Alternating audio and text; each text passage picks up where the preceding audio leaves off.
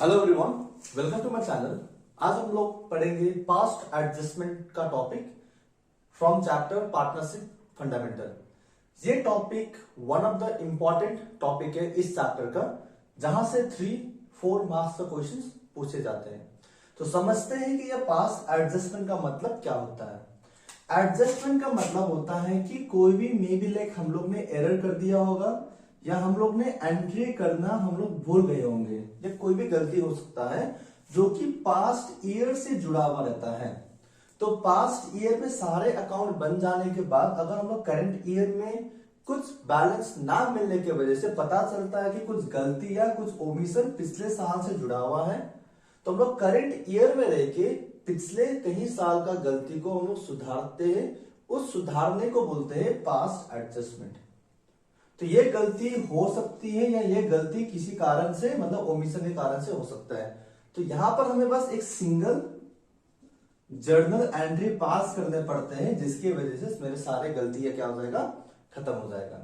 तो समझने के लिए एक क्वेश्चन को हम यहां लेते हैं कि ए एंड बी था दो पार्टनर जिसका रेशियो था 3:2 का, और कैपिटल ए और बी का दिया हुआ 3 लाख एंड 2 लाख रुपीज। यहां लिखा हुआ है कि प्रॉफिट वॉज 1,80,000 का प्रॉफिट था विच वॉज डिवाइडेड इक्वली, मतलब प्रॉफिट मैंने बराबर बांट दिए। मुझे बांटना चाहिए था 3:2 का रेशियो में, बट गलती से मैंने ये प्रॉफिट को मैंने बराबर बांट दिया। एक गलती यहां हुआ। And without considering the below adjustment, अगर मैंने प्रॉफिट को बांटा भी था तो ये एडजस्टमेंट को मैंने क्या किया, कंसिडर नहीं किया था।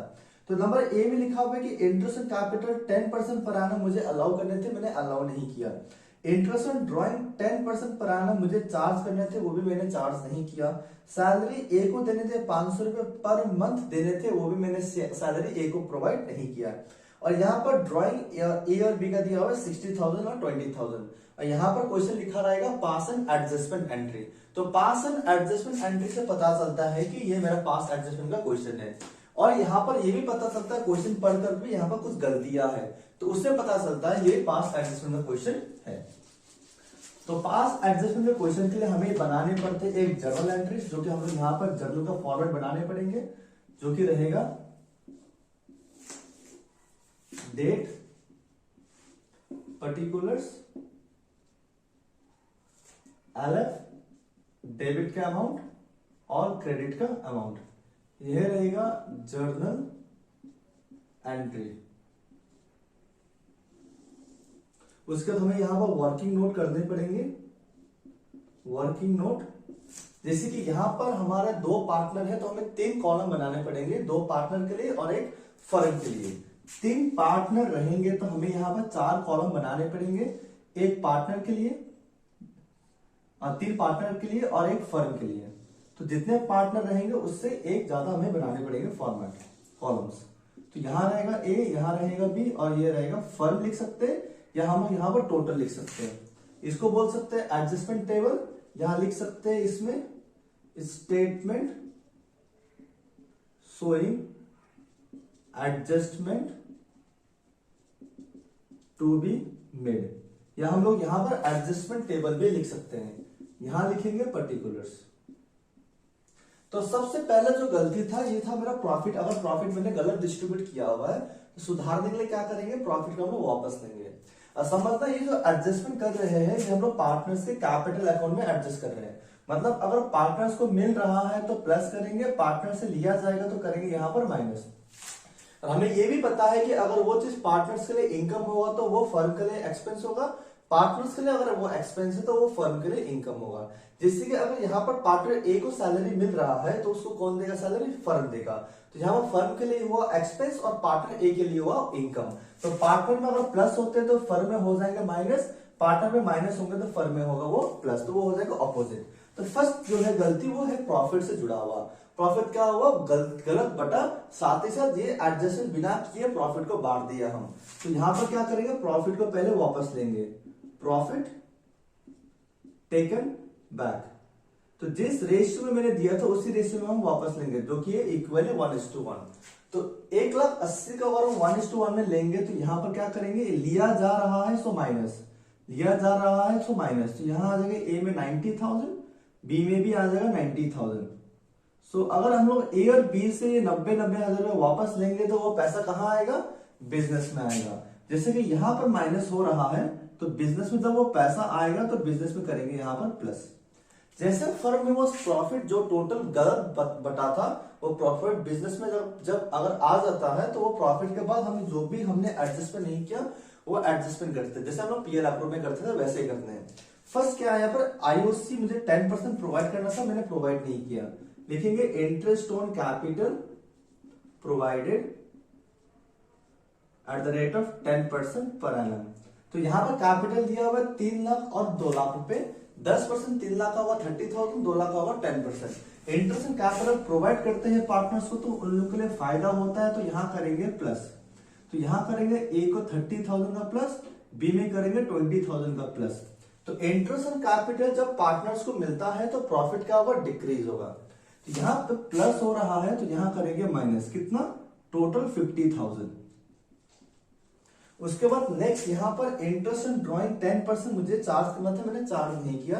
अब करते हैं यहाँ पर charge, interest on drawing charge at the rate of 10% per annum. तो यहां पर मुझे पता है कि जब ड्राइंग्स में डेट नहीं दिया जाता है तो हम लोग एवरेज पीरियड कितना लेते हैं, 6 मंथ। तो यहां पर इंटरेस्ट ऑन ड्राइंग ए का होगा 60,000 दिया हुआ है, तो 60,000 के ऊपर जो रेट दिया हुआ 10% वो लेंगे 10%। अब ड्राइंग में जब इंटरेस्ट नहीं डेट नहीं दिया जाता है तो हमें एवरेज पीरियड लेने पड़ते हैं 6 मंथ, जो कि यहां आएगा 3,000। उसी तरह से बी का भी अगर हम 20,000 के ऊपर यहाँ कैलकुलेट करते हैं, बी का 20,000 के ऊपर कैलकुलेट करते हैं 10%, और वो भी डेट नहीं होगा तो 6 महीने के लिए, जो कि आएगा यहाँ पर 1,000 रुपए। हमें पता है इंटरेस्ट एंड ड्रॉइंग चार्ज करना मतलब पार्टनर से वो पैसा हम लेंगे, मतलब फर्म पार्टनर से कलेक्ट करेंगे। तो पार्टनर्स के लिए हुआ ये एक्सपेंस, तो पार्टनर में करेंगे ये माइनस, यहाँ करेंगे ए में 3,000, बी में करेंगे यहाँ पर 1,000, और यहाँ पर जब मेरा पार्टनर से लिया जाता है यहां माइनस हो रहा है तो फर्म में करेंगे प्लस, कितना, टोटल 4,000।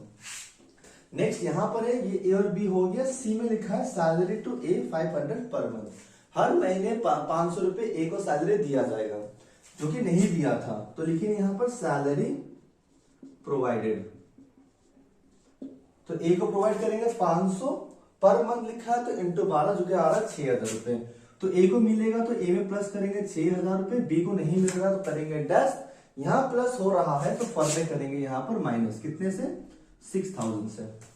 अब और तो कुछ बाकी नहीं रहा, तीनों एडजस्टमेंट कर दिया हम लोग ने यहाँ पर। अब प्रॉफिट जो गलत बटा था वो प्रॉफिट का भी मैंने यहाँ पर एडजस्टमेंट कर दिया।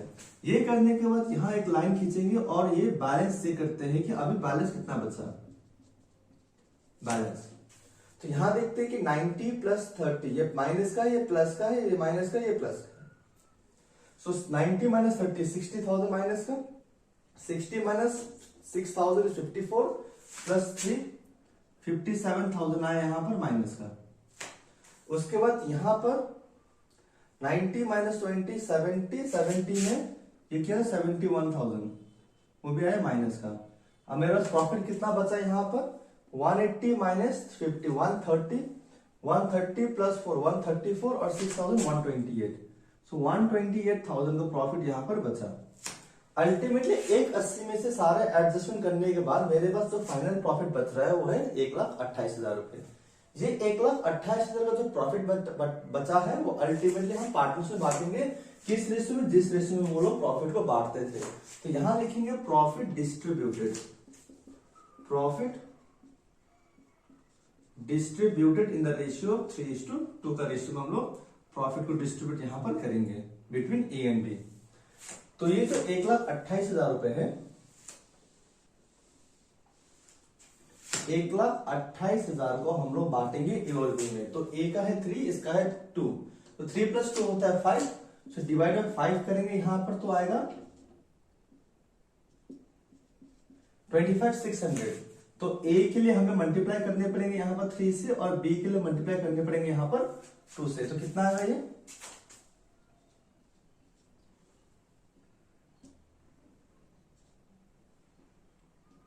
यह 76,800, और ये आएगा मेरा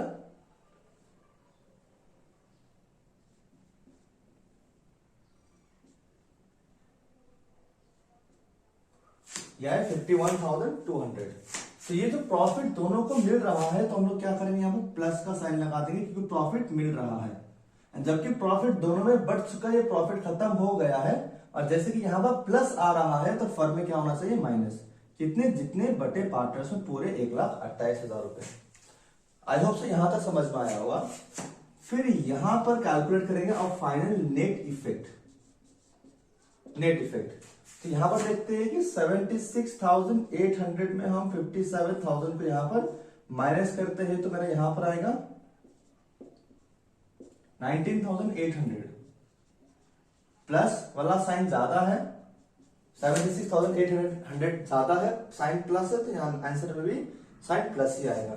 उसी तरह से यहाँ पर 71,000 में हम लोग माइनस करेंगे 51,200, तो जो कि यहाँ पर आएगा 19,800। तो 19,800 यहां भी आया, जबकि मेरा यहाँ पर ग्रेटर नंबर का साइन है माइनस, तो यहां लिखेंगे माइनस का। अल्टीमेटली प्रॉफिट बचा नहीं, ये होगा मेरा नील। तो ऑलवेज प्लस और माइनस दोनों बराबर होने चाहिए यहां पर। तो मुझे पता है कि कैपिटल अकाउंट का रूल जो है वो रूल है कि कैपिटल अकाउंट अगर बढ़ता है तो वो आना चाहिए कैपिटल अकाउंट, अगर वो इंक्रीज होता है तो वो होना चाहिए क्रेडिट, डिक्रीज होता है तो वो होना चाहिए यहाँ पर डेबिट। तो यहाँ पर प्लस किसका हो रहा है, ए का प्लस हो रहा है, प्लस हो रहा है तो ए क्या होना चाहिए, क्रेडिट, एंड माइनस किसका हो रहा है, बी का। तो माइनस हो रहा है तो मतलब ये क्या होना चाहिए, कैपिटल अकाउंट, वो होना चाहिए डेबिट, तो बी क्या होगा, डेबिट। तो हम जरूर यहां पास करते हैं कि 20 capital account debit to S capital account पूरे 19,800 रुपए। तो यहां लिखेंगे बीइंग एन एडजस्टमेंट एंट्री